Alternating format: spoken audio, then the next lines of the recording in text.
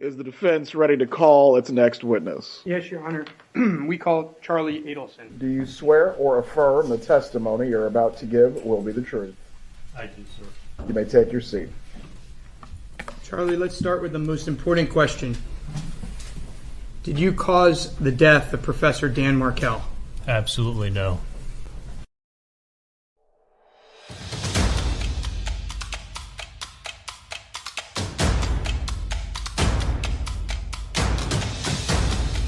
You are listening to the Roberta Glass True Crime Report, putting the true back in true crime.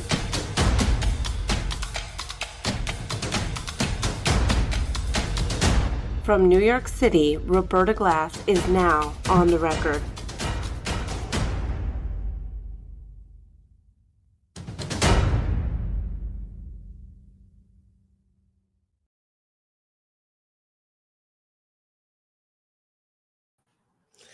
All right, everybody.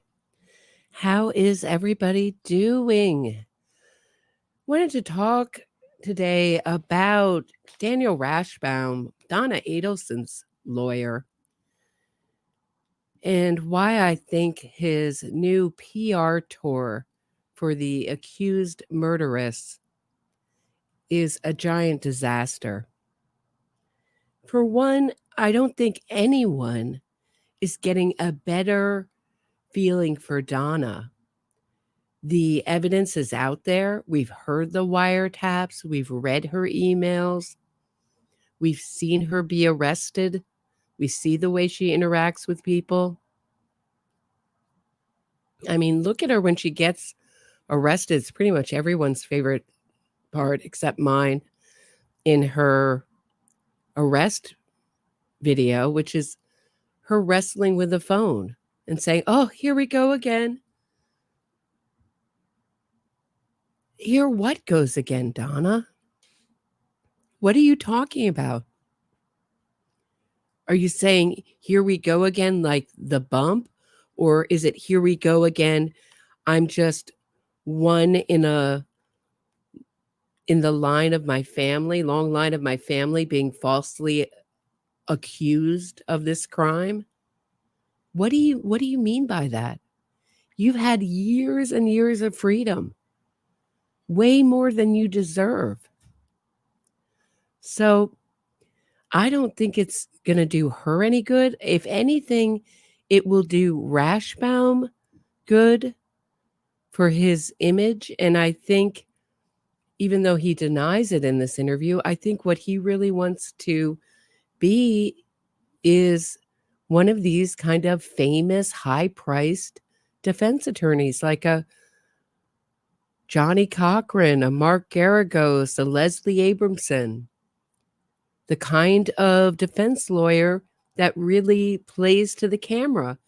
And as I've been saying here for years, there is no punishment for lying in an interview. You can't misrepresent the evidence in court, but you sure can in an interview.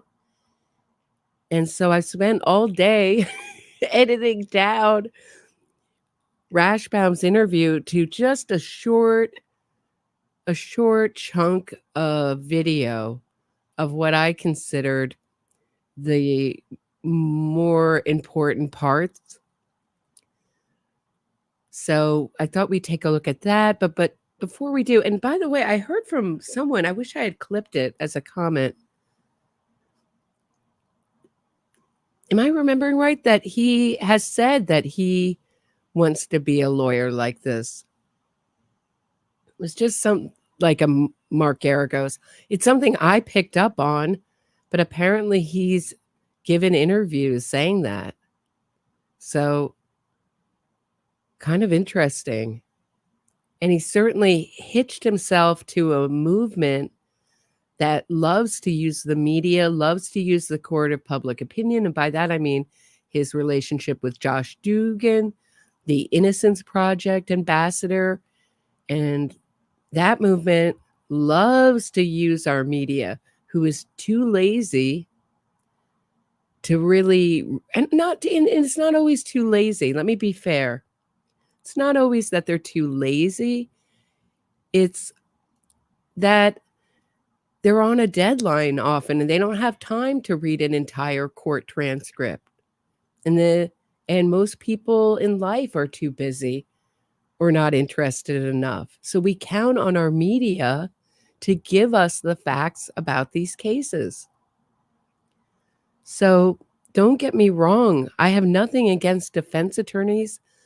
I've had them on, but I'm really friendly with them. Shelly Miscavige. Shelly Miscavige. That's the freaking Scientology.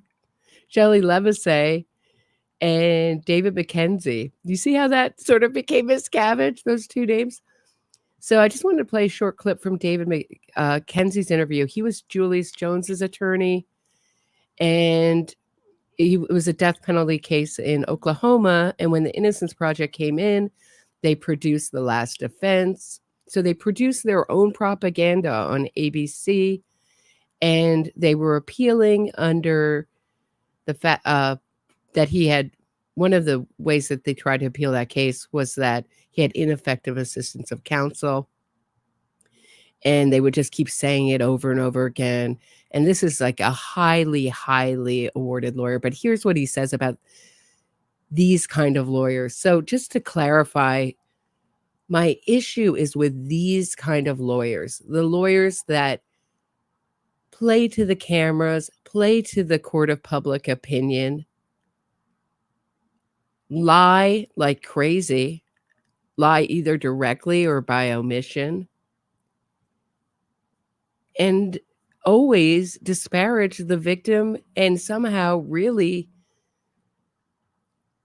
always throw the victim under the bus. It's like it happens every time, in every case. In the case of The Last Defense,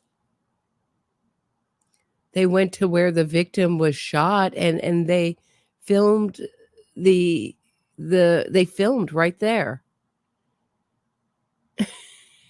in the driveway. It was unreal. So here is David McKenzie talking about what you can't do as a lawyer. They need to do what they need to do to save their client. Okay. Okay. And whatever they need to do within reason. You don't get to lie. You don't get to embellish. I was faced with tough facts. I didn't have the ability to go on ABC News and make up stuff as they have done. I'm in the white-hot spotlight of the courtroom, as was Mr. Savage, and trying to get by and trying to help this man so that he's not convicted of murder and conspiracy and possession of a firearm after former felony conviction. We did the very best we could. Should they thank me? Well, they certainly have run with that cross-examination. So, yeah, they should thank me. I think so. Okay. So that is my interview with David McKenzie. Fantastic, very well awarded lawyer working out of Oklahoma. The link is in the description. Thank you so much, Bling Chick, for the super chat. I appreciate it. So I wanted to get into your comments. I like your name, Bling. And by the way, thank you to everybody who showed up on Kick last night. We had a fun time over there. I really like that platform. And it really affords me a lot of freedom that I don't have with copyright issues here on YouTube, and just freedom as far as censorship. And you don't need to download anything. You can just open it up on your browser and make a free account and you can chat and hang out. So I am 15 short of monetizing on that channel. So would appreciate anybody who wants to follow me on Kick. I should have put the link. I'm such a bad self-promoter. I should have put the link in the description of this episode. but I'll try to pin it on in the comments. Okay, let's get to your comments. Jennifer McIntyre. Well, we found out one thing. Rashi is perusing the chats and comment section. Yeah, I found that interesting too, Jennifer. And he thinks it's scary that we see his clients' guilt before their convictions, as if we're clueless about the known facts gathered from previous trials, court documents, and interviews of witnesses. I'll have to say hello, Rashi, in the chats in the future. Yeah, I got like some odd, very adversarial comments too. Even after I have a thing like no personal attacks in the comments, they just went right to it. My Fluffy 20 regarding Donna's defense. So Rashbaum was saying that we have to wait until he can unveil his amazing defense of Donna. And it also sounds like he's going to delay that trial. That's what I got from that interview, is Donna may want to get out of jail and go to trial right away, but I don't think so. I don't think it's going to happen. They always tend to delay. I think Charlie, so back to my Fluffy, regarding Donna's defense, I think Charlie came up with something new. Listen to the last few calls between him and his mommy. He's absolutely giddy over something, and he keeps telling her that he's excited and feeling really good and needs to talk to Rashi. He says it a few times, and Donna barely acknowledges him because she's too preoccupied with packing. I would bet anything that Charlie came up with a new defense for these two clowns. This should be good. Yeah, I was thinking the same thing too, my Fluffy, that they're going to do something, a whole new defense, like as if the whole trial never happened. But Murder by Maestro might be more realistic, and he thinks they're just going to, I think it's going to be connected to what they did, but like it never happened. Like, didn't you just say that Charlie was a victim of an extortion on an extortion? Didn't we just hear that in last trial? So a totally new defense. But Murder by Maestro thinks that Rashbaum's just going to go with the Charlie's defense and add Donna to it. So pretty interesting. So I was saying, this is True Crime Junkie 973. So I was saying that this is the most amazing case in that we're getting so much media. We're seeing every little bit of it, from the arrest footage to the bump to La Dolce Vita. And this was a great point. The Chris Watts case was the turning point in as far as crimes being fully online. Ever since then, with the internet, mobile phones, and the police body cams, most crimes these days can be found online.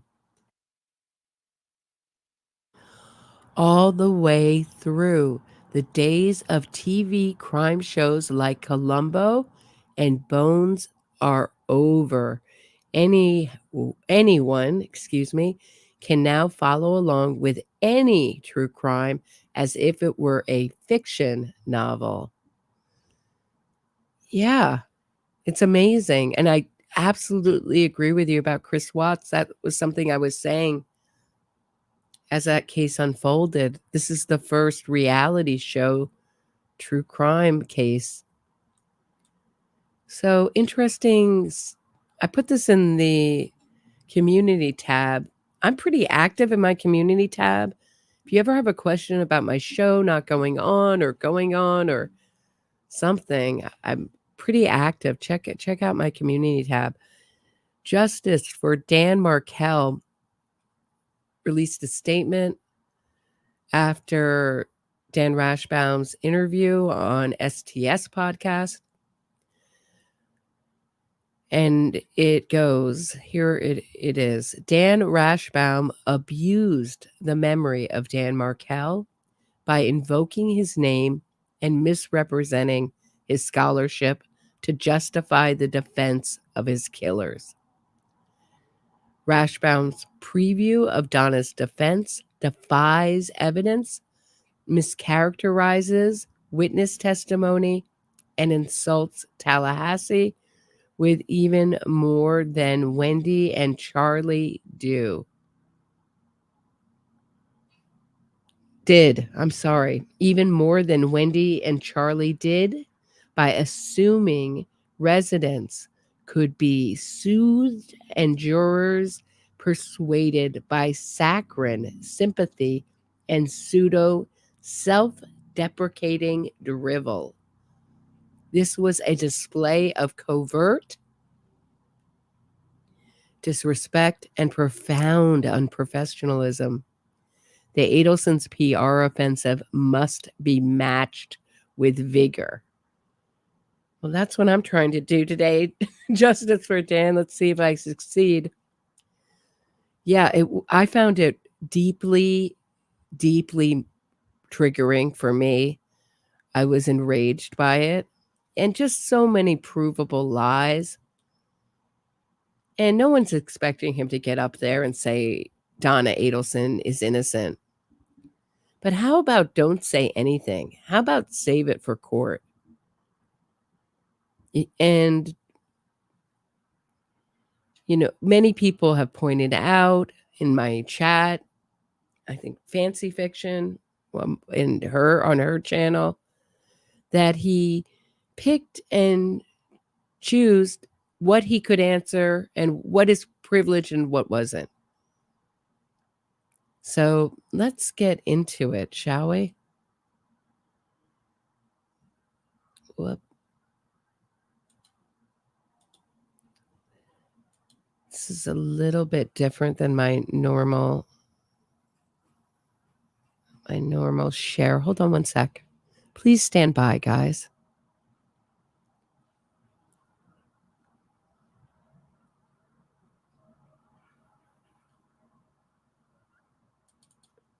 Harvey's mom. How come Harvey and Donna never talked to the police right after Dan died? So some of this we have seen, but I felt it was an important part of the interview. So I kept a little bit of the beginning that we would have gone through. And I also added some of my own effects to the video. You'll see what I mean. You know, there was a contentious divorce going on, but someone was murdered here. You'd think that they'd want to help. Why didn't they? They did talk to the police, both before the memorial service and after the memorial service, and they were never contacted again. Can you tell us what happened? Was that an official? That was not a sit down with Don and Harvey at the police department, was it? So this is one of these blatant lies that I'm talking about. Thank you, Veronica Sawyer. What is that? A bread? Banana bread. Like, is that a knife? It's like a little banana. You want some banana bread, Veronica? Can I make you some of my murderous banana bread? Or we can share some banana bread. Yours has arsenic. Thank you. Thank you, Veronica. Can you imagine? I mean, he's defending a killer. And he's calling her kind and loving. I mean, there's being and saying it's his professional duty. No, that's not your professional duty. It's Miss Lisa. Thank you so much for the super sticker. I appreciate it. And I'm Dat Bish. Thank you so much for the super chat. Appreciate it. So, yeah, that's not his professional duty to say that he loves her and he reminds her of her mother. And I mean, just over the top. And a banana bread. He didn't talk about my banana bread. I was very disappointed. If you have questions for Donna, if you have questions for me, Donna, I'm stuck in jail. Let me know. throw me a comment. Throw me a super chat and I'll answer. I'm nothing to do here in jail except just sit, and then I write my complaints, and then I argue over my sport. Reached out to the detective, and then the detective talked to them. I believe it was either during or right after the memorial service, and then they were never reached out to again. Wendy was reached out to. We can tell that from the records, but Donna and Harvey were never reached out to again. Do we know why? Was it because they weren't responding to requests for police interviews, or it was that they were not asked? No, it's because it's totally untrue. They were asked a lot, and he's just maligning the police, the Tallahassee police who worked so hard and on solving this case. Wasn't easy. And he's going to be like, oh, no, they just called up once and then they were just too lazy to follow up. It wasn't my clients pretending that it was a bad reception and then having their lawyer, John Lauro, call back and be like, oh, no, nobody's going to talk. You can talk to me. Like, that's going to be helpful. Oh, it enrages me.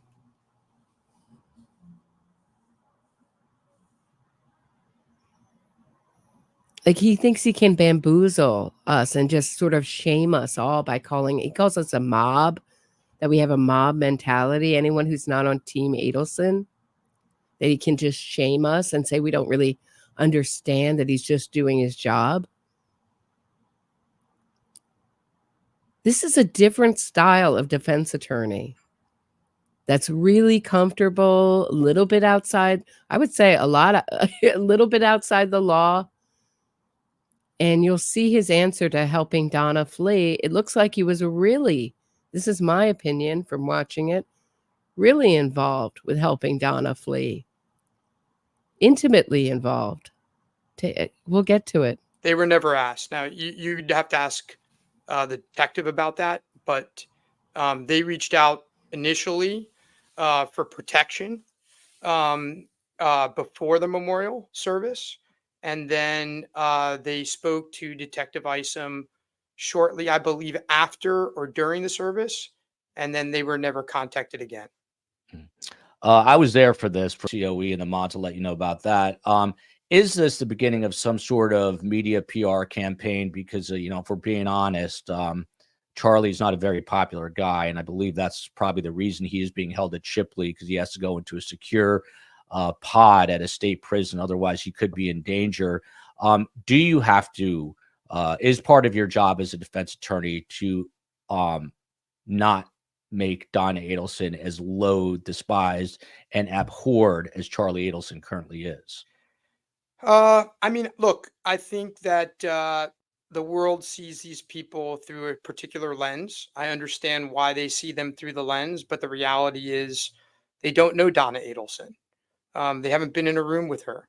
They haven't spent time with her. They don't know what type of person she is. And so they're assuming certain things.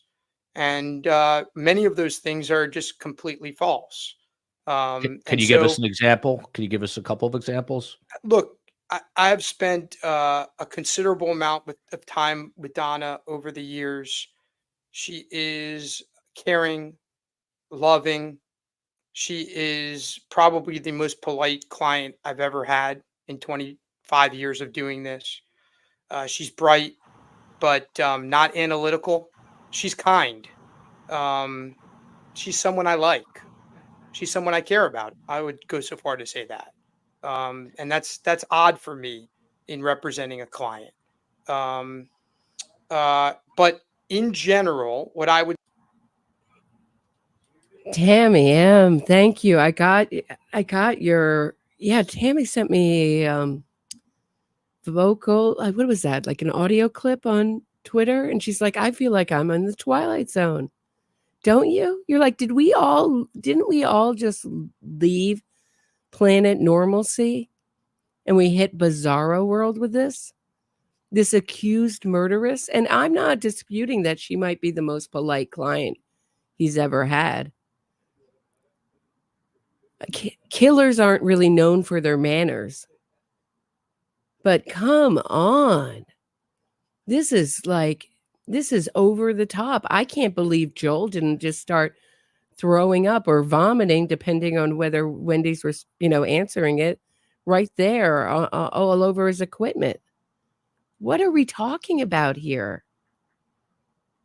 This is bizarre. Okay, back to back to Don. I thought it was a wonderful interview. He was very professional, very articulate, and people just have to open up their ears and listen. They could see that Donna, is totally innocent.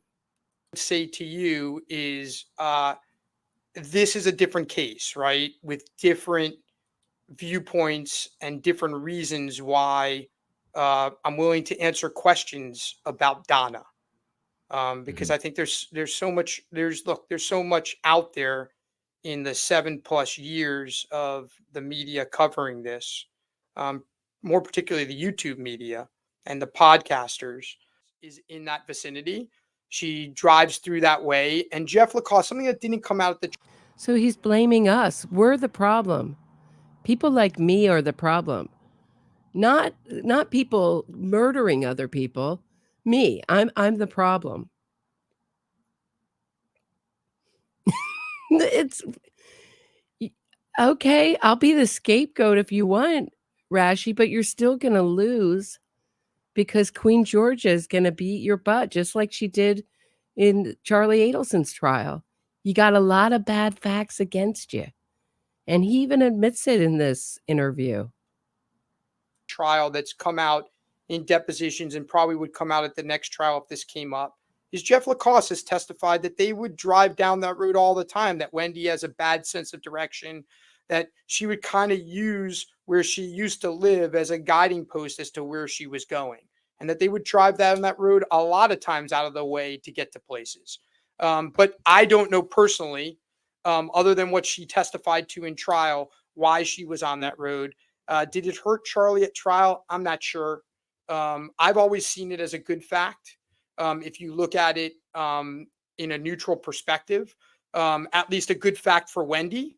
But I'm not sure that it was either a good or a bad fact for Charlie. I will respectfully tell you, after looking at a map, that is not bad with directions. That's horrible, awful, or and a very short time frame to accomplish it. If you dressed your kids up in Hitler Youth uniforms and brought them down here, I could care less if it was an act of defiance, and I would show Jibbers, derogatory term for Dan, that he's not in control, all caps. If your children are baptized, it doesn't make them Christian. Ben and Lincoln aren't really pirates because they dress up like Jake the Pirate. It's an act. You got into this mess with Jibbers by being so compliant and non-confrontational with him. I don't have the exact date in front of me. Now, I got to say, Dan, we are both Jewish boys. This is not a hateful email, Dan. In my opinion, my mother's a survivor. This is demented. This is not a rational, normal mind. It sounds like she's willing to do anything, talking about how she's willing to get into a mess. Does that include carrying out a murder for hire plot? This is not a rational woman, Dan.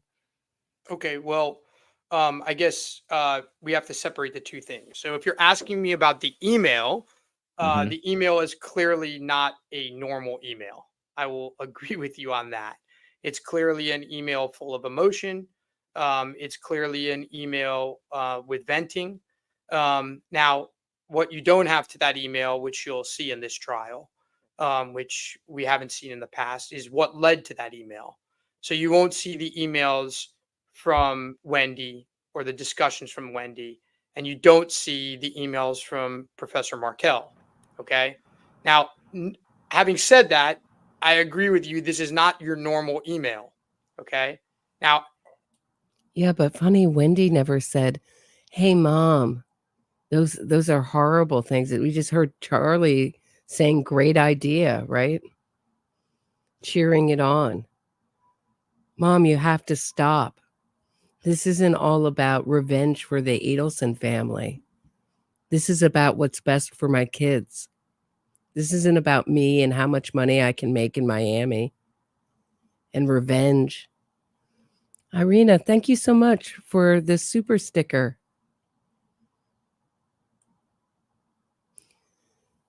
It's just having some King Cote tea. Enjoy. Love Canada. All right, back to Rashi. Little palate cleanse there.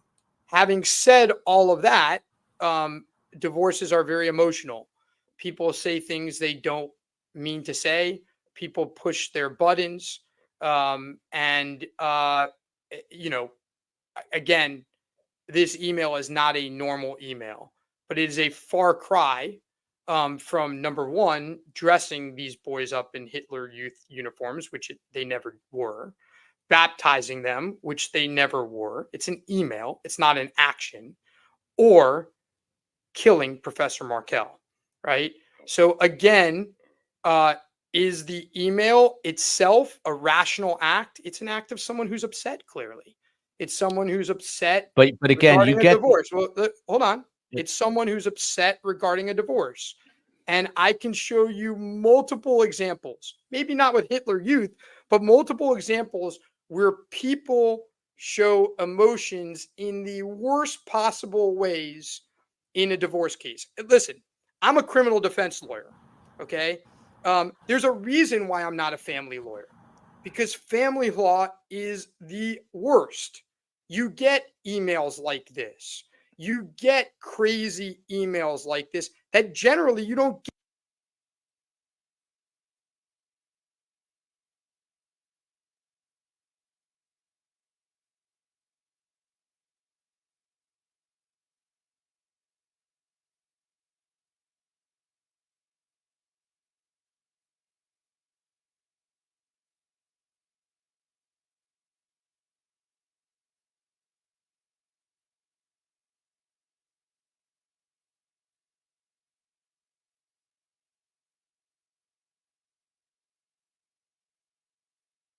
Crap. So we just don't know what it's like. Sorry, my audio dropped.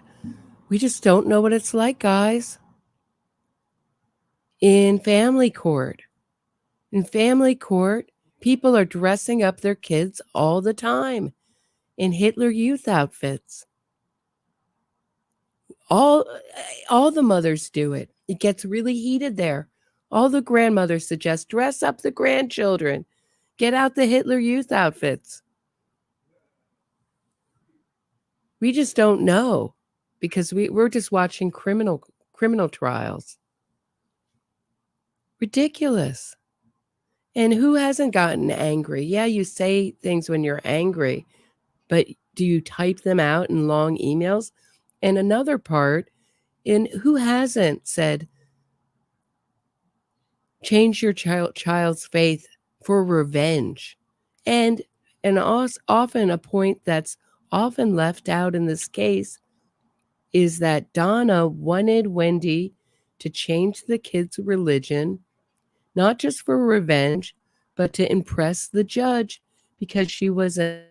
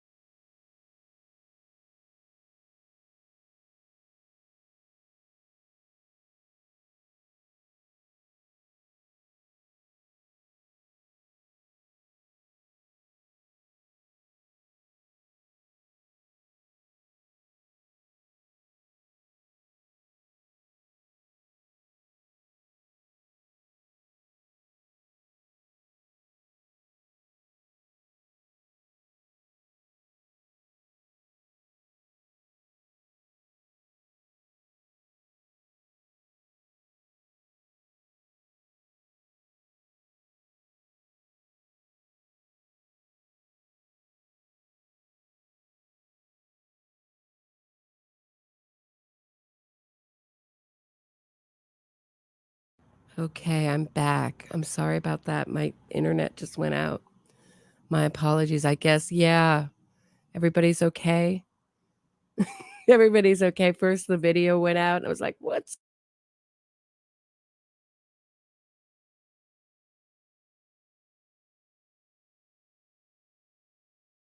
forward?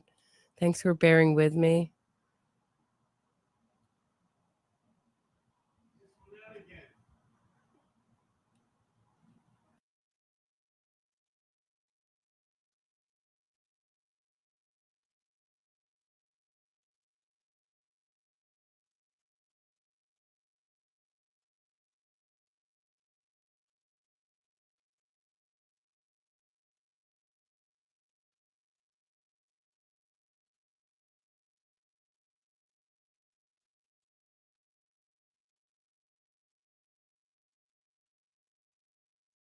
Chloe's mom. How come Harvey and Donna never talk to the police? Here we are. We're back again. We're going to move forward. Okay, I think Down here, I could care less if it was an act of defiance, and I would show Jibbers, derogatory term for Dan, that he's not in control, all caps. If your children are baptized, it doesn't make them Christian. okay, we'll move forward a little bit. What you don't have to that email, which you'll see in this trial, which we haven't seen in the past, is what led to that email. So you won't see the emails from Wendy or the discussions from Wendy, and you don't see the emails from Professor Markel. Okay. Now, having said that, I agree with you. This is not your normal email. Okay. Now, having said all of that, divorces are very emotional. People say things they don't mean to say. People push their buttons. Again,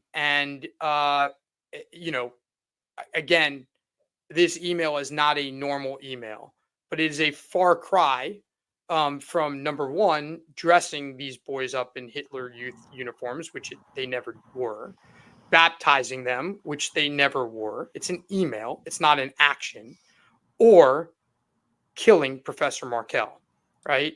So again, is the email itself a rational act? It's an act of someone who's upset, clearly. It's someone who's upset. But again, you get divorce. Well, hold on. So, right. So who just all I hear in my head is whoops, I did it again, right? I dressed up the kids. I suggested dressing up the kids in Hitler Youth outfits again. I was angry. Who doesn't do that? I mean, this is ridiculous. But this is really the least of his worries. This is just, I think his main worry is the other bad facts against him in this case. But keeping Donna under control in trial is going to be a real challenge. And it's going to be interesting to see the dynamic if he stays on as her lawyer, and I think he will. She seems hopelessly devoted to Rashi.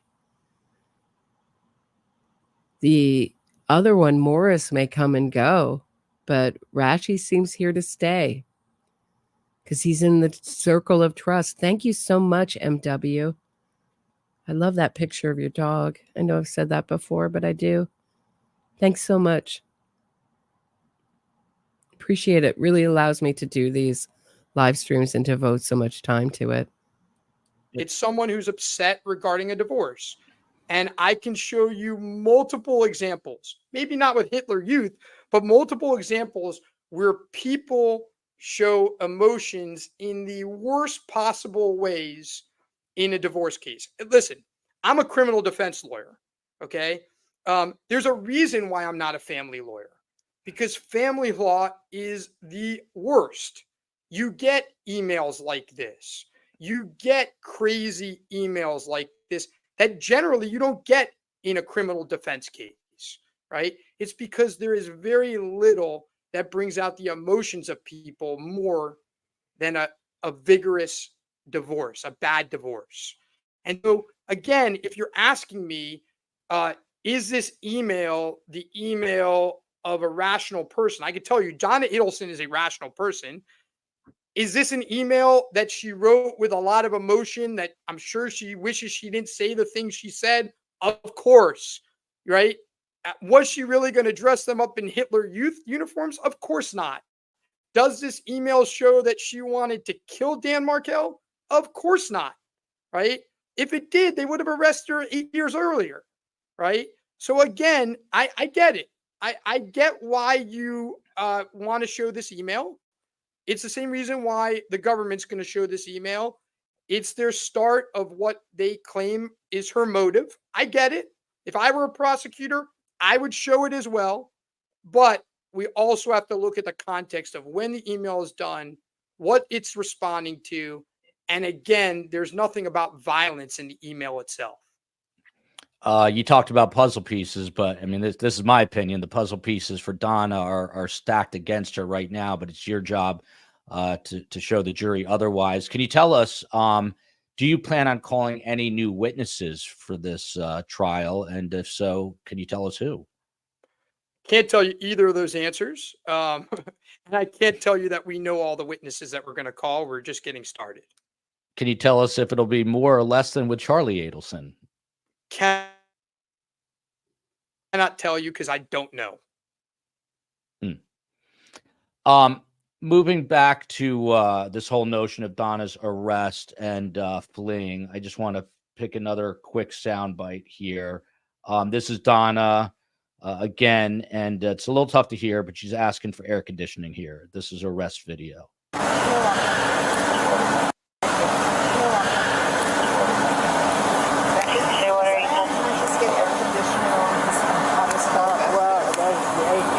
Doesn't go to the back because of the vent, because of the plastic. Can we open this a little bit? Absolutely. That's fine. It'll be freezing. You'll be glad you have it.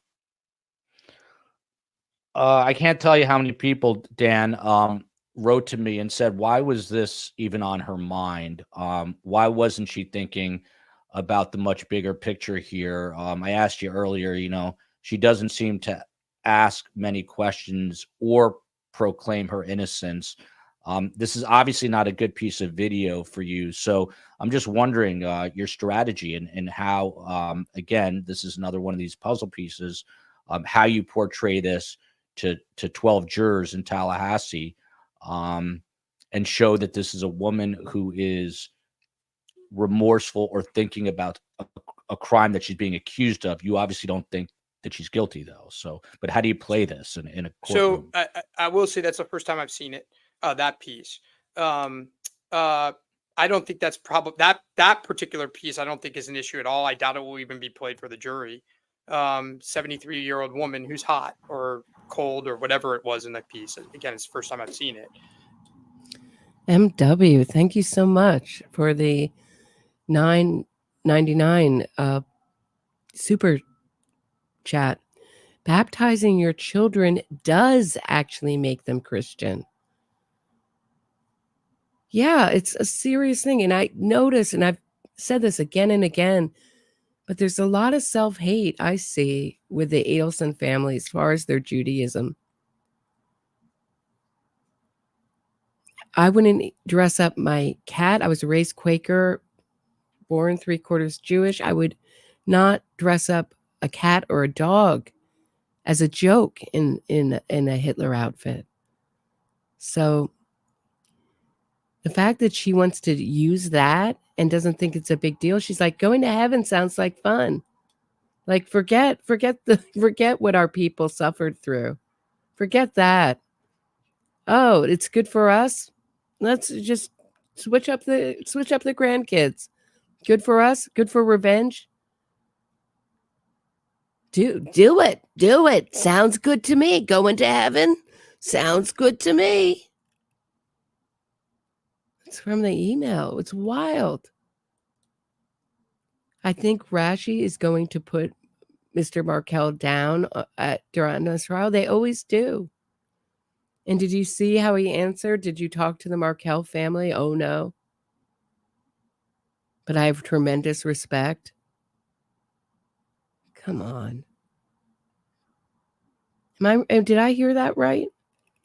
That he never once reached out to them when he's in the same room with them? And they traveled from Canada to be there? And I have looked, Murder by Maestro has looked to find one federal trial that he was a prosecutor on. I'm not saying that he wasn't. And they're not always written up trials, but I'm so curious what are these trials? What are these cases he's talking about? And someone else pointed out that I don't know, I have not researched this statistic. So they may have been kind of sarcastic. I don't know. That's not a way of saying it. Sort of like flippant and saying that a federal prosecutor wins 99% of their cases. In New York, it's 90% of their cases. So it makes it a little less impressive to win every case as a federal prosecutor. I think that we're going to hear a rap, MW, in trial. And thank you very much. I think we're going to hear a rap of, yes, my client, you may not like my client, but she's not a murderer. You're going to hear that. And it's not illegal to write these things. It's not illegal to be angry. Those kind of arguments. Because her personality is so unlikable. And those are the kind of arguments you get. He did it in Charlie's trial, and I think we're going to see a repeat of that. Sometimes they say, even I don't like my client sometimes in closing. But he's not, or she's not a murderer. But as far as why she didn't talk when she was arrested, most defendants don't talk when they're arrested. They're told not to talk when they get arrested. They're told not to talk about the case. In fact, the police read them their Miranda rights, which tells them that. So that doesn't surprise me at all. In fact, I'm glad she didn't say anything. Look, what worries me is, I was in psychology. I took psychology classes in college, right? And so what you read and what you see dictates to some degree what you believe, right? And the reality is she's been portrayed a particular way in the media for the last 8 years that frankly just isn't what she is.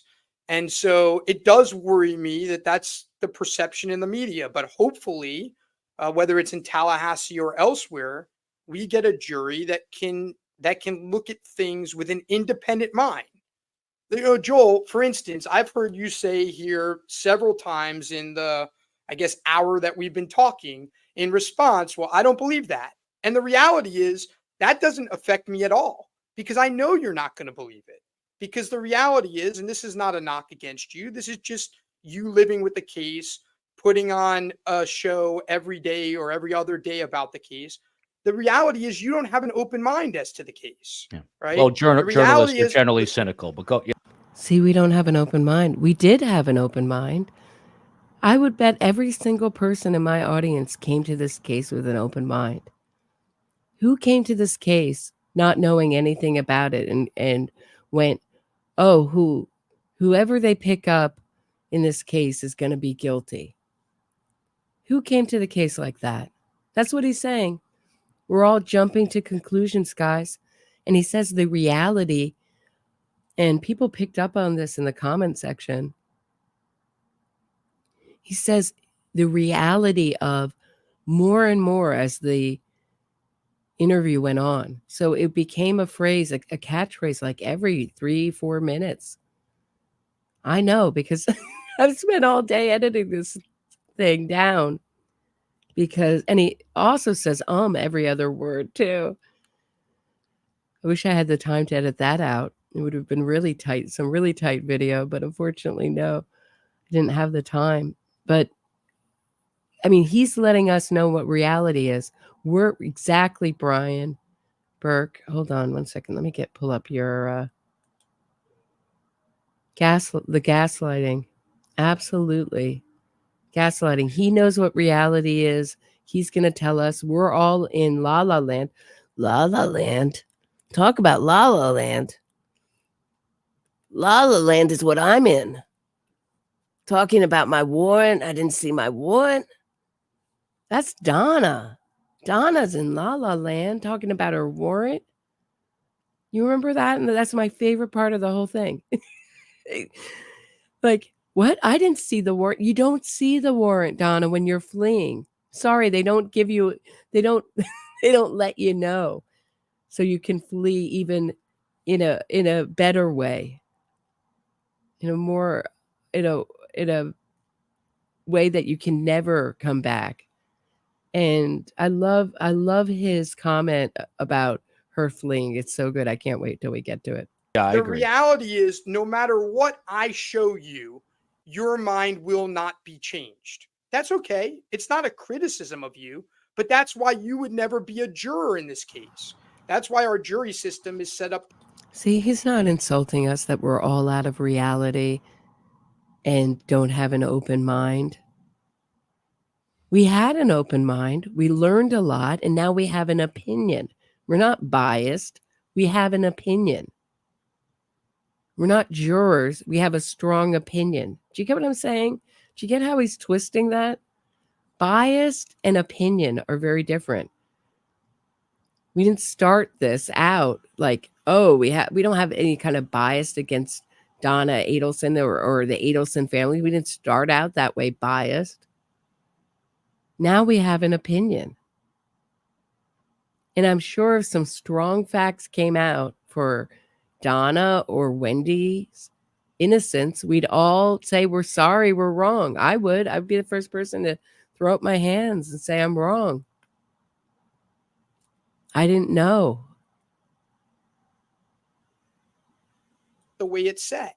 Your listeners, many of them could never be jurors in this case. That's the reality. And the sad thing is, in this day and age where you have 24-hour instant media, it becomes difficult for U.S. citizens and others to have their rights under this country, under our Constitution, to get a fair trial that's unbiased, where the presumption of innocence exists. Right? That's what's scary to me. Right? That is scary to me. That's what keeps me up at night. Because any one of us, what separates us from other countries is any one of us could be charged with a crime at any time. But thank God in this country, we have a system that protects the rights of the accused. And by the way, if anyone wants to see the biggest advocate of this system, if anyone wants to honor his legacy to the greatest degree, read Professor Markel's writings, because this is something that he was as passionate, if not. So the best way to honor Dan Markel is to advocate for the innocence of his murderers. That is so morally repulsive to me, that argument. It's such a manipulation, and unnecessarily. You know, we don't always have to agree on all these cases, but these kind of arguments, this kind of lawyer, I find morally repulsive. I'm going to put it that way. Lizbeth PCB, thank you so much for saying that you put my Kick channel on your home screen. I really enjoyed last night. Yeah, I thought it was fun too. And it would be great if I could do after shows there and all sorts of fun stuff. There's so much freedom there. And thank you so much, Barb Nauman, I'm sorry, for the super sticker. Barb Nauman. I also took many classes in psychology, Rashi. I learned about personally disordered people. Yeah, I'm going to have a psychologist come on at the forensic psychologist come on at the end of the month. That lined up to talk about this case. It's going to be good. So stay tuned for that. I think it's the 27th, if I'm remembering correctly. And thank you so much, Barb. Yeah. There are serious, I think, antisocial personalities in this, but I'm not a psychologist. That's just my take on this family. From Harvey you know, caving in people's faces in his dentistry, to Wendy and her treatment of everyone around her, and Donna. They're using people. They're, what I see is a Wendy's need of excitement, their need for revenge, their lack of feeling, their lack of empathy. It's really like a nightmare marrying into this family. Not more passionate than I am about it, right? And frankly, he would be appalled by some of this. He would be appalled by the fact that we had in Charlie's case over 100 jurors who came in that room and said that they could not presume Charlie Adelson to be innocent, that he was starting from behind. That is the exact opposite of what Professor Markell. No, that's exactly what he would want. Wouldn't he want honest jurors to say, look, I can't be fair and impartial. I'm out. That's what you want. But what he's really saying is that those 100 jurors represent the unspoken feelings of the people that actually got on the jury, and that's why we lost. Even with their $1 million jury consultant, Josh Dubin, and all their advantages and all their money, I'd love to know what was spent by the Adelsons on that trial. Fought for his entire career. That is the exact opposite of that. That does dishonor to him. And But so he'd also be appalled at a murder for hire on anyone. So for sure he would, as would we all. Yeah. But the reality is, you ask me, does it keep me up at night that I have to defend things like that? And the answer is yes, because normally in a normal case, the way we do that is in a courtroom, not on a TV show, not on a YouTube, not with people commenting about the case every day, a case that frankly, they don't know a lot about, you know? And so, yes, that does keep me up at night because I believe in our system. And I've fought for our system for 25 years on both sides of the aisle. Took some heat for bringing in high-powered Josh Dubin as a jury consultant. Are you going to be choosing the jury this time around? And I know you had told me in a conversation that we had leading up to this that you were actually present for jury selection and were even asking questions at Charlie's trial. A lot of people think that Dubin swept in, took a big fee, and flew out. But what was the dynamic there? None of that's true. I mean, Josh is he's done this many times with many cases,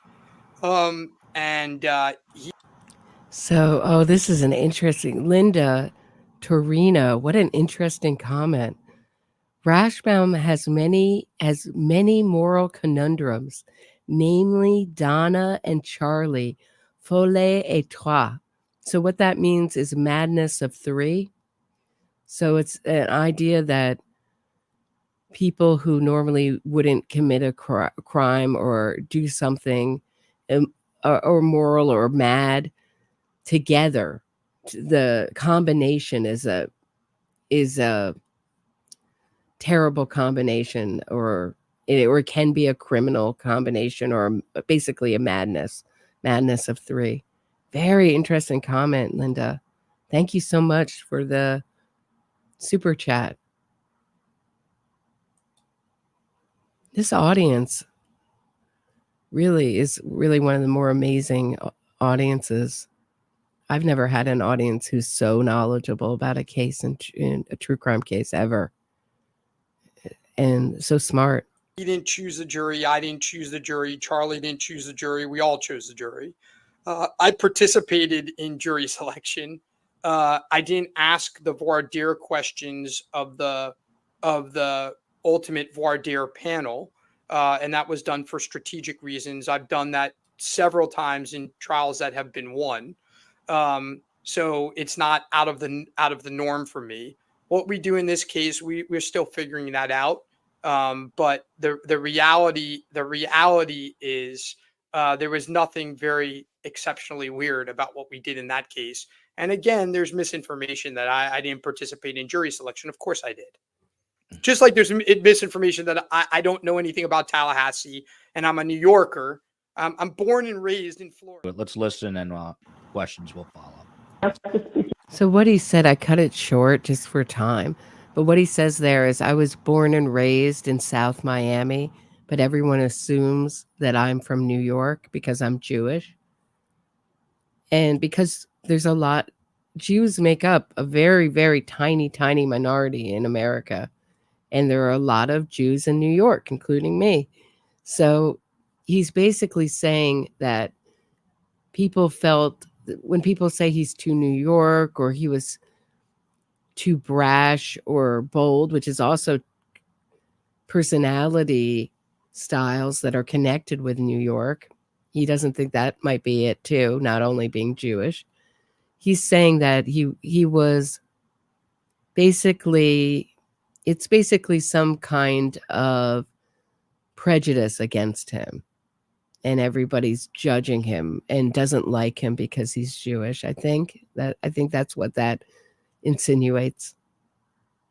To Dan. So after speaking to Dan this morning and knowing what they're thinking up there, and I don't know if we'll make it out in time. I really don't.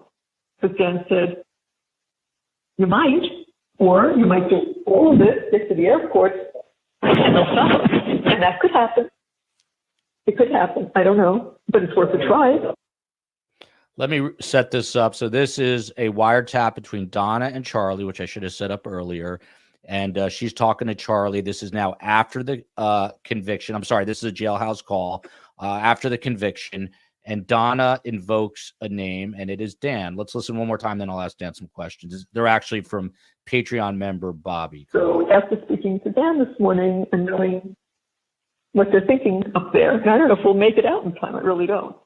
Because Dan said, you might, or you might do all of this, get to the airport, and they'll stop us. And that could happen. It could happen. I don't know, but it's worth a try.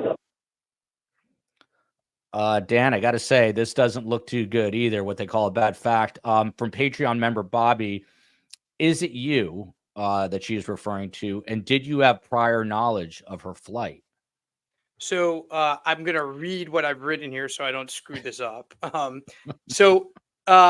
Because I anticipated this question would come. I can't talk about what I said or didn't say because it's privileged. What I can say is that at the time Donna Adelson went to the airport, she was a free woman. What I can say is there was no indictment to anyone's knowledge. We know now there wasn't one. There was no grand jury that we knew was convened. We know now it wasn't convened till after. And there was no arrest warrant that was known of. In fact, we know the arrest warrant, I think, was just obtained hours before the flight. Again, she had offered to surrender at any point in time from 2016 on. I know that because I had made that offer. She did nothing wrong by going to the airport. Okay. Now, I cannot tell you what I advised her, what I knew, or what I didn't know. But what I can tell you for certain is that I acted within my ethical obligations. And what I can tell you for certain is that no crimes were committed by her going to the airport. And that's why she wasn't charged with any sort of crimes related to that. That's what, you know. So let me answer that. Let me answer that. Please do. So let me break that down for you. Here's his argument. He can't say whether he helped Donna or not, but it's sticky enough of an issue for him legally with his law license, etc., and morally, that he's going to read from a card and say that she was a free woman when she went to the airport. Yeah, that's kind of the idea of fleeing, Rashi, that you're a free woman and you're fleeing to stay free, to go to a non-extradition country, because should you stay and not flee, you'd be arrested. She got word that the grand jury, here's his other point, number 2, the grand jury hadn't convened. There was no grand jury, there was no warrant until 3 hours, and she couldn't have known there was a warrant. Of course, she didn't know there was a warrant. She thought she was going to get away with it. And 3, there was no grand jury because she knew it was going to convene on Wednesday because you told her. You got word about what they were thinking about up there in Tallahassee. And so for all you're propping up how great our legal system is and how much you believe in it, you're advising your client, there's a little slip, how to go to a different country, right? Avoid the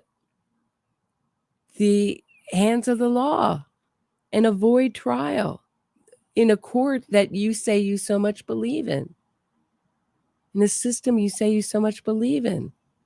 And he did do a whole thing about, just like I predicted, thank you so much, love is a 4-letter word, did a whole rap on wrongful accusations, because this movement never says wrongful convictions, because you actually might think that the people that they're trying to, right, the wrongful conviction movement are trying to get out of prison are guilty and have been convicted. They don't want you to think about that. So he's talking about all the people who are wrongfully accused in our country.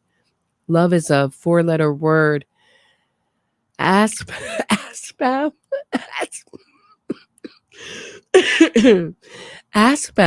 complained about the jury pool. I wish Joel had asked him about his client disparaging the jury in Tallahassee. Maybe Rashbaum should tell his client to STFU already, stop talking. Yeah, I don't think anybody is. It only made him more famous. I don't think anybody has a better opinion of Donna from this. And I think that Georgia is pretty smart and can have an idea where they're going with their defense from this interview. That it's going to be all about the extortion or some kind of extortion to explain for the bump. And that's a good fact for Donna in that call where she says, I don't know anything, but it's so weird. It's certainly very weird. I think a jury can read between the lines there.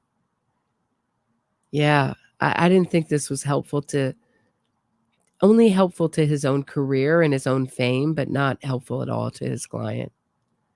And that's what he said he was trying to do. He wasn't seeking fame from this interview. I thought an admission in the negative there. So there's very little I can say here because I have obligations to my client, right?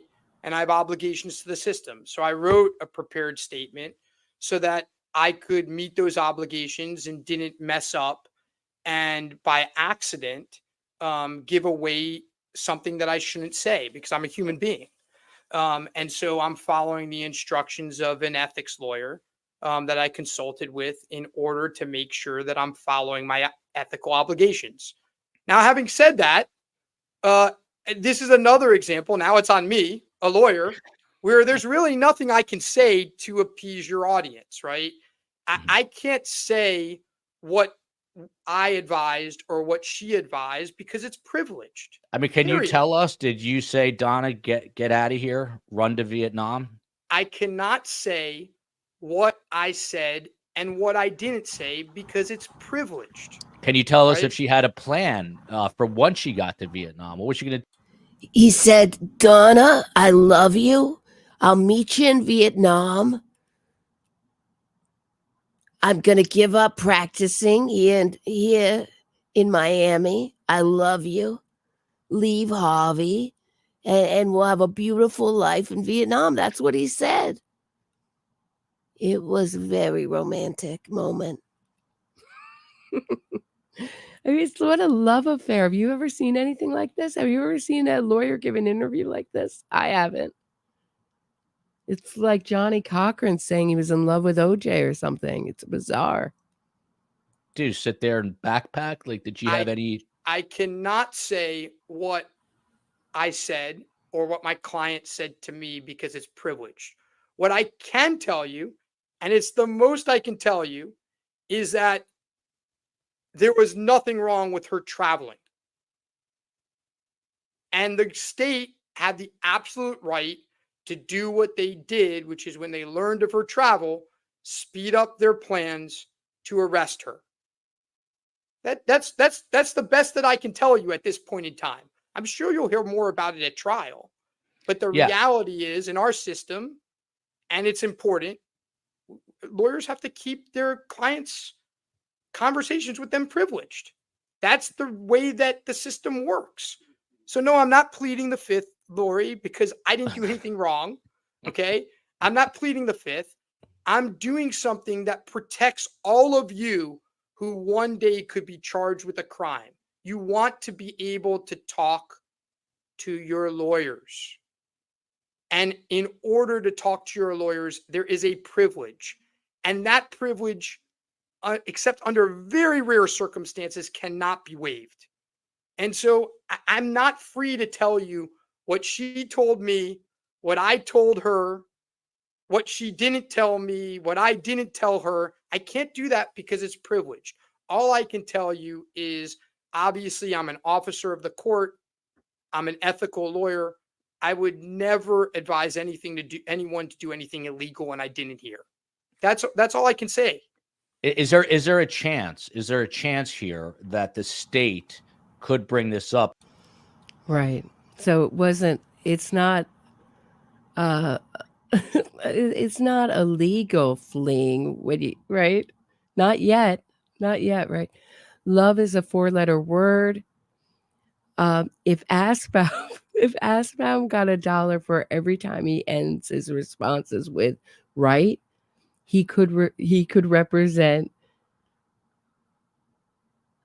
Donna pro bono. Yeah, absolutely. In reality, he says right a whole lot. And in reality, and whoever asked about the Innocence Project, LA representing Scott Peterson, yes. And I am very disappointed by the Prosecutor podcast for putting up their PR when it happened. So how the Innocence Project works is they have the national organization, and then there's like a lot of independent state by state organizations. Okay.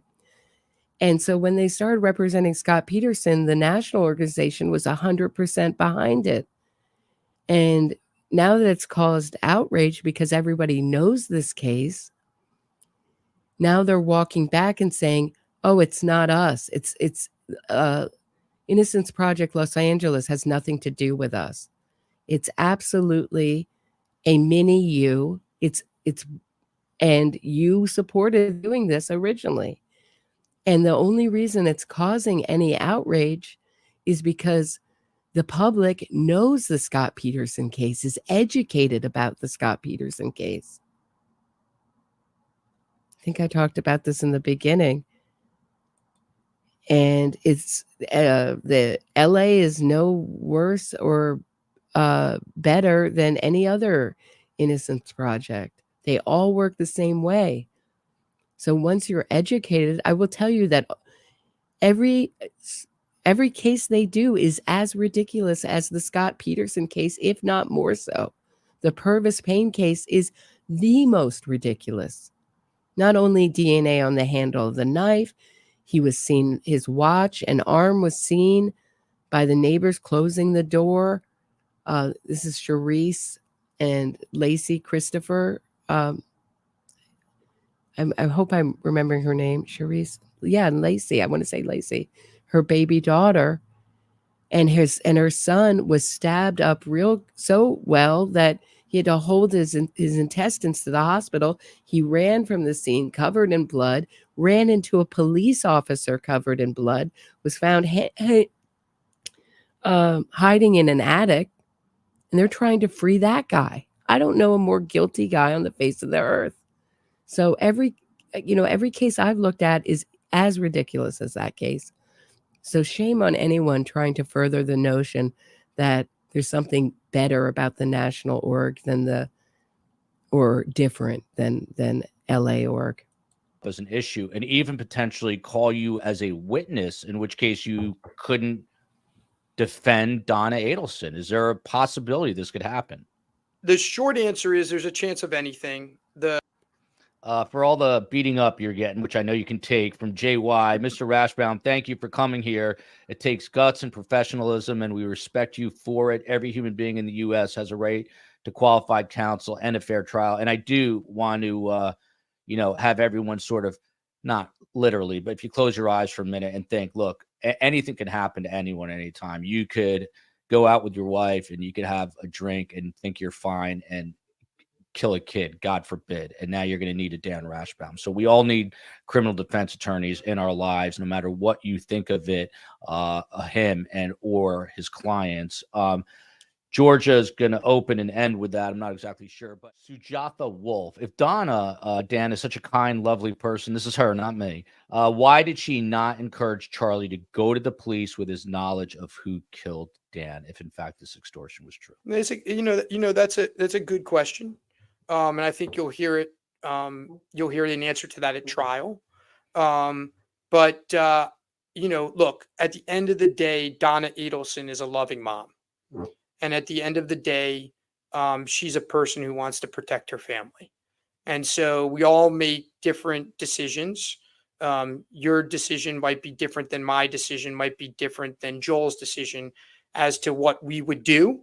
But there is a viewpoint of why you wouldn't go to the police. I'll tell you from my standpoint, if my son had come to me and told me what Charlie told Donna, knowing what I know about the police. And again, I have a lot of friends and I worked with law enforcement more closely than probably most people who are listening to this right now.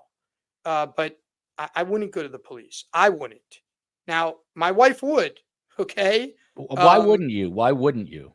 I wouldn't because I listen, once upon a time, I prosecuted a terrorist. And once upon a time, I prosecuted a very violent gang member. And I had death threats. And the police, they knew about the death threats.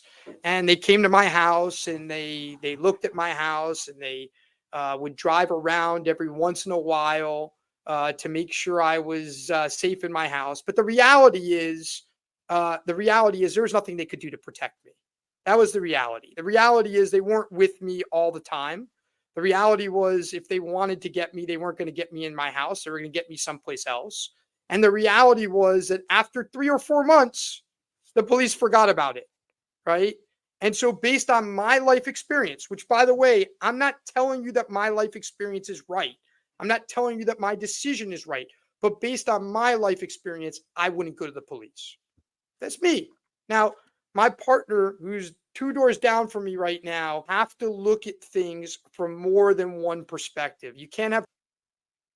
So he's got a negative attitude towards the police. Nobody could have guessed that had they listened to the beginning of this interview where he calls basically maligns the police and said they didn't do their job. They never followed up with Donna and Wendy and Charlie Adelson. Isn't that interesting that he later says he would never go to the police? Pretty interesting, huh? Tunnel vision when you're looking at these things. And by the way, that's precisely why Donna Adelson was not indicted in 2016, right? It's precisely why she's now being indicted and charged in late 2023, right? Because simply put, the case against her is a weak one. It is. It's a weak case. It doesn't have direct witnesses, right? It's got a lot of smoke. It's interesting because usually it's a defense lawyer who has the smoke, right? It has a lot of smoke. It has some facts that I don't like, right? It has some things I wish I didn't have to answer. But the reality is the fact that she didn't go to the police is not indicative that she did a murder, right? It's just a different life perspective. and a I different goal as to what you're looking for. I wouldn't say it's a wildfire, but it's somewhere between smoke and a wildfire. SCS, chief of everything. By the way, what was the question up right before that, chief of everything? Because that was actually important. Oh, will Donna, I mean, it's early, but do you think she will take the stand like Charlie did? Or because of what happened in that case, you can say, no way, Donna? Well, first of all, Donna makes that decision for herself like every client does. I advise on it. I prepare all my clients to testify. Whether they do so is their decision, and it's based on a variety of circumstances. We're just getting into the case. I mean, I'm going to play, and then we'll discuss Okay. it. This is, again, Adelson wiretaps. The consensus here across the board, and Dan might have a different take, that the patient is actually the man from the bump, the FBI informant, and they're using code language here.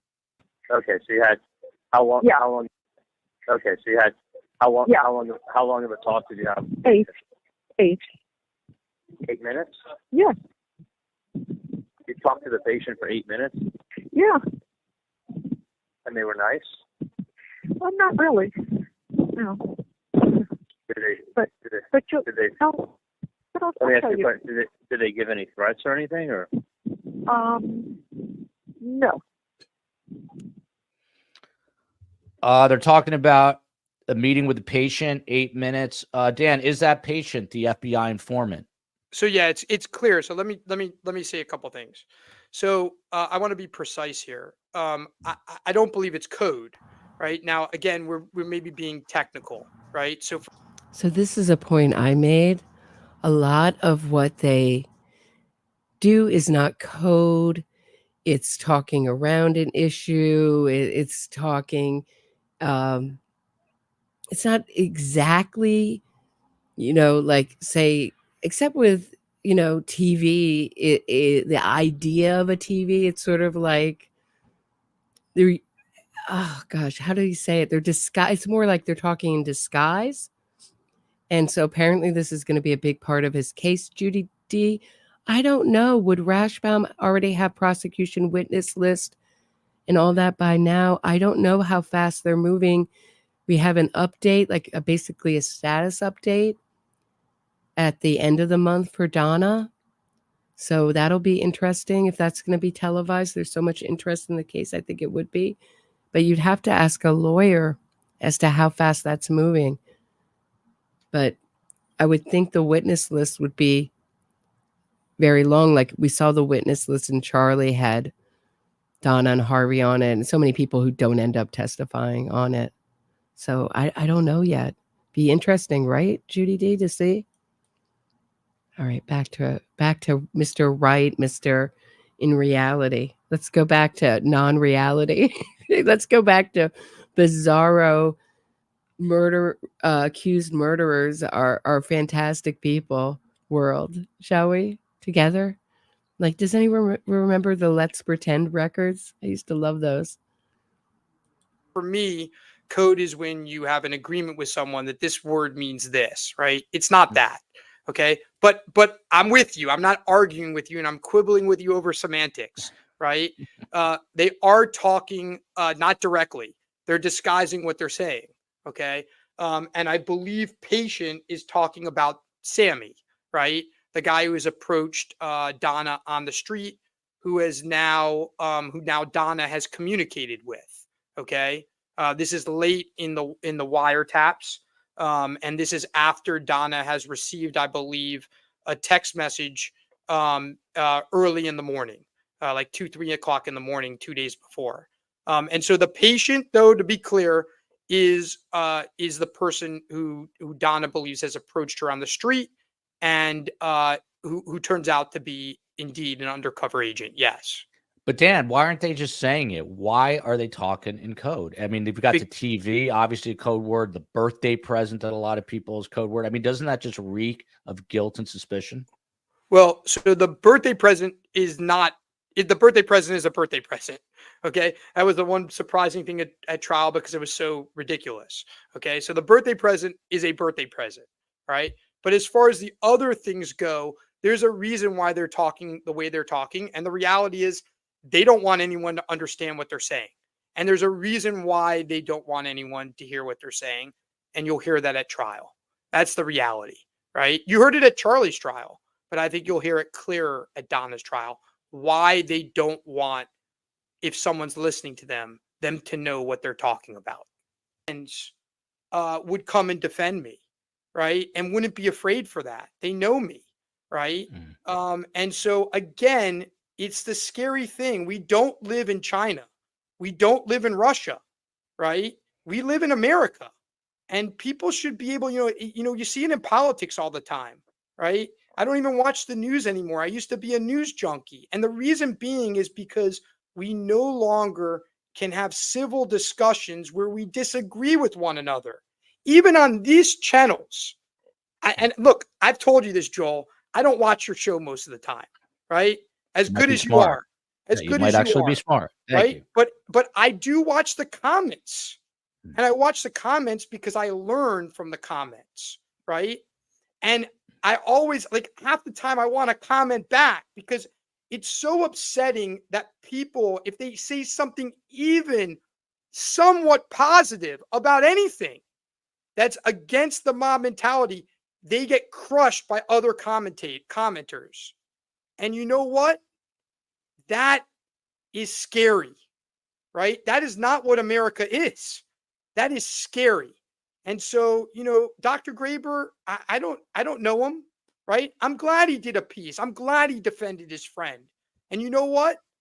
I'm defending her too. Not only because it's a job, but because she's innocent and because I like her and I believe in her, right? And you know what? If that makes me a bad... Right. He's not doing it. It's a job, but he also likes her and he believes in her. So is it just a job and you're just doing your job? Or is it personal to you and you like her and believe in her? Which is it, Rashbaum? Or maybe can you concede that you've gotten too involved in this family and you've crossed the line of professionalism? Guy, I guess it makes me a bad guy. I don't take any offense to it, right? I do my job. I know the type of person I am. I know the type of family I have. The reality is, in this country, we should be able to defend our friends. In this country, we should be able to have a differing view. So we should be able to defend our friends. Is she your friend or is she your client, Rashbaum? Because this sounds to me, once again, like you've really crossed the line. He hasn't crossed the line at all. He is wonderful. He's a wonderful lawyer.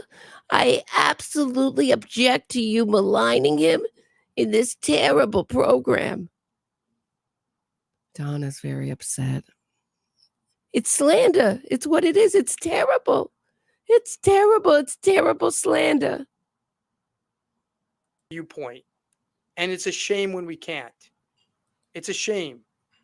Trial, her second trial, and sitting in the audience and watching it.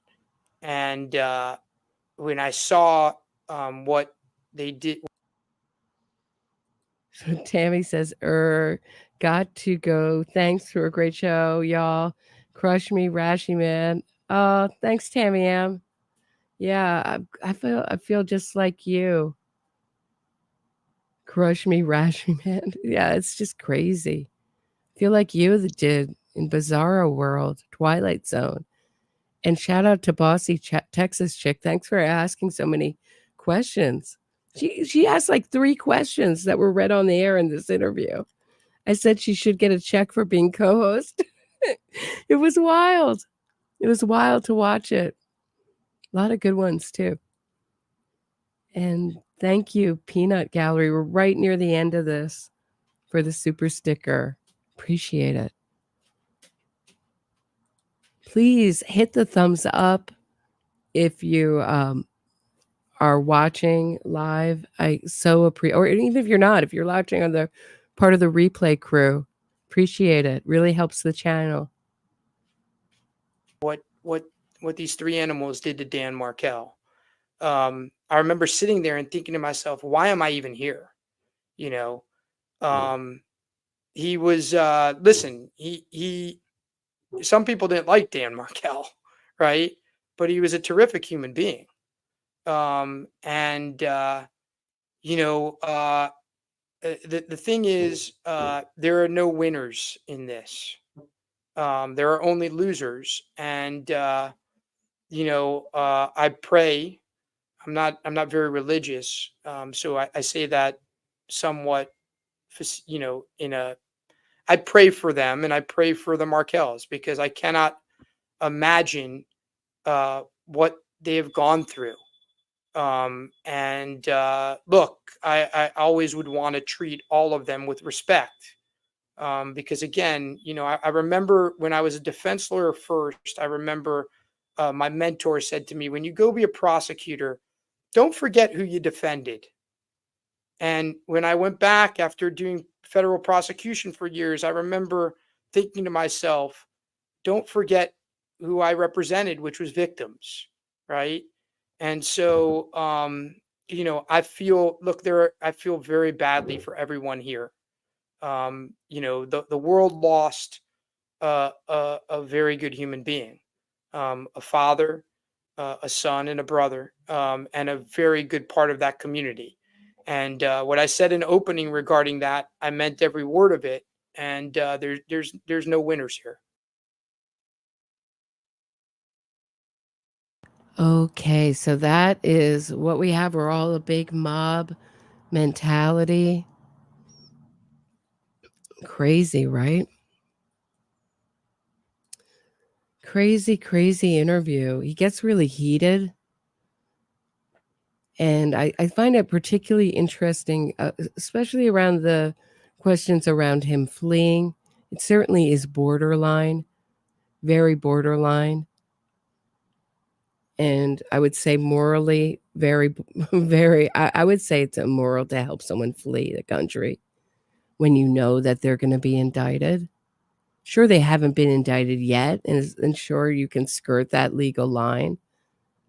But he's calling Donna his friend. Well, we are friends. We're very good friends, Rashi and I.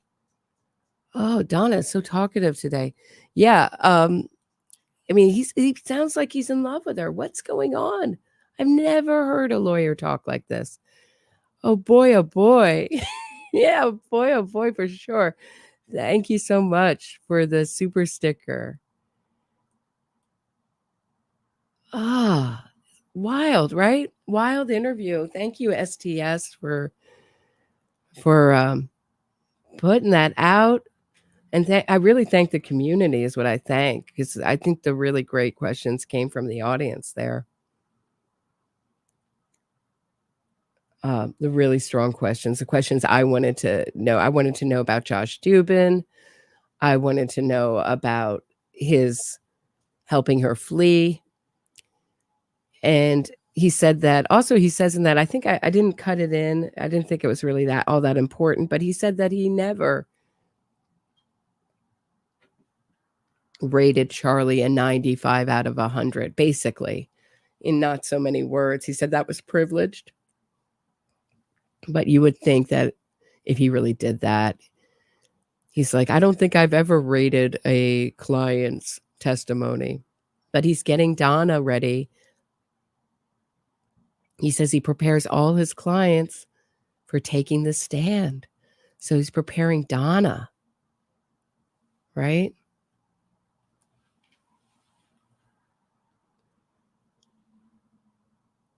Donna to take the stand, please. That will be like Christmas, my birthday, every holiday all rolled into one when that happens. How good will that be? The whole trial, I can't wait for. Before I go, I'd just like to read another letter that was written on behalf of Dan Markel, a victim impact letter. This is from September 19th, September 23rd, 2019, excuse me. And I was right about Purvis Payne's victims, Lacey and Charisse Christopher and Nicholas Christopher lived. And now, thanks to the Innocence Project, he's going to be paroled out. He has a parole date.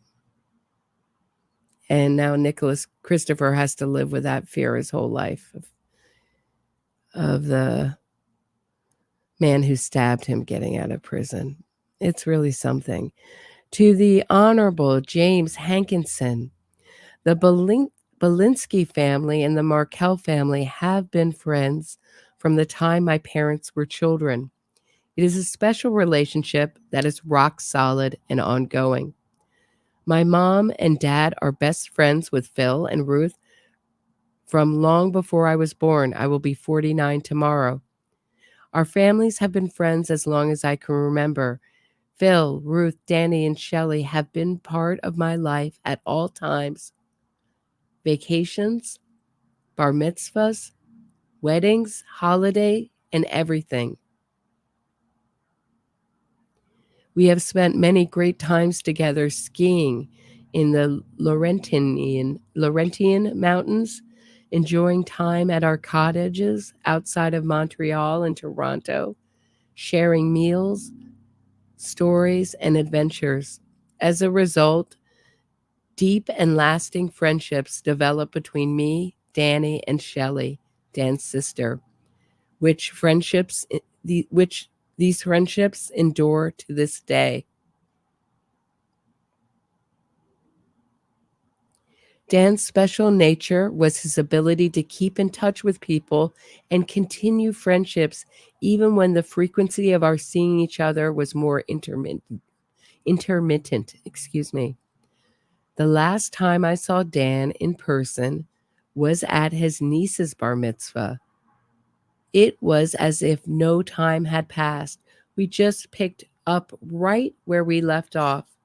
Our kids met each other for the first time, and it looked like the start of the third generation of Markel and Belinsky friendships. This aspect of Dan's murder is one of the biggest losses for me and my family.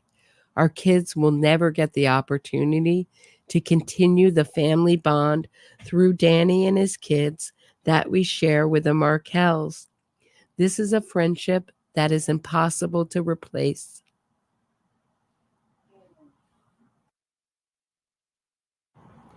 And a loss that is impossible to fully express in words.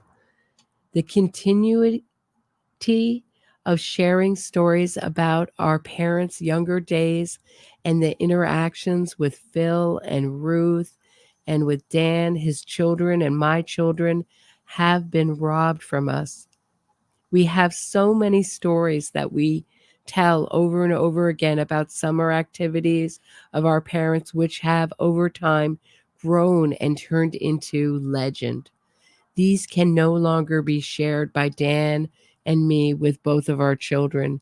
New stories came out of our direct friendship, which will be passed on to my children, but it is not the same without Danny, the other participant in these stories, to bring them to life.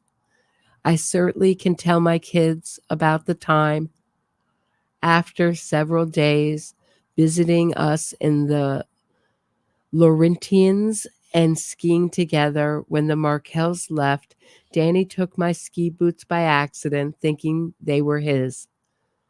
On discovering this mistake, my dad drove us for more than an hour to catch the Markels on their way back to Toronto.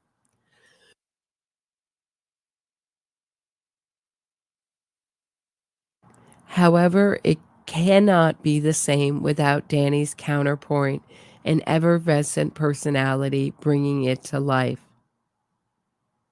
I learned about Danny's murder when I was traveling with my wife, Tracy. Tracy and I have been together since 1988 and married since 1996. She too knew Danny very well through the ongoing interactions and gatherings between the Belinsky and the Markel families. Also, once we moved to Toronto in 1992, Tracy and I saw Phil, Ruth, and Shelley more regularly. While Dan was at school, During this period, whenever he was in Toronto, we would see him and catch up.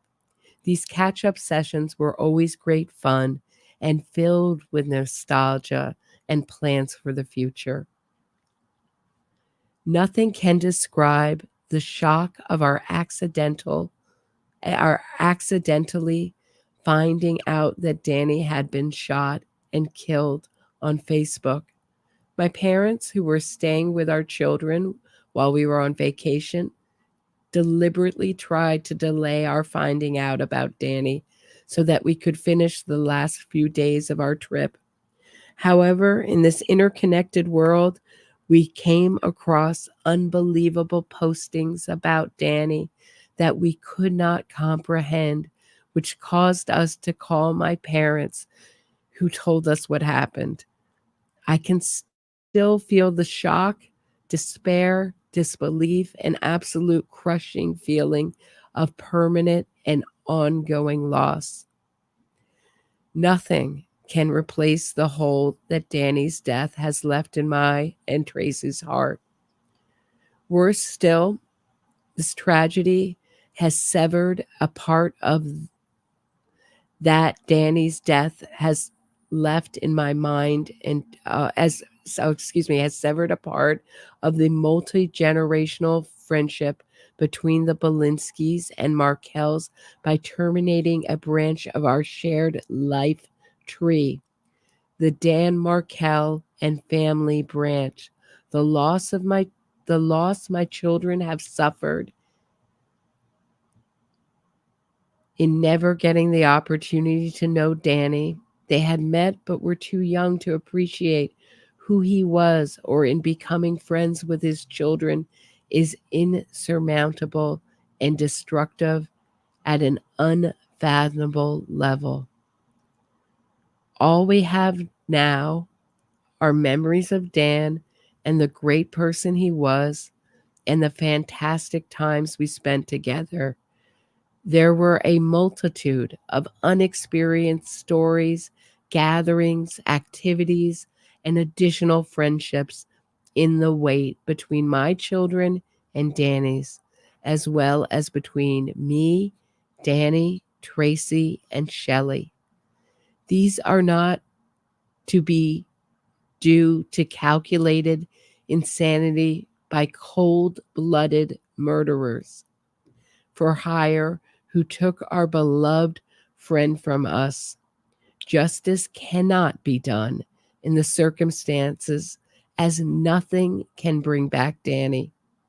However, the Markells are entitled to the maximum justice the law can provide and closure for the tragic loss of Danny Markel. Sincerely, Adam Belinsky.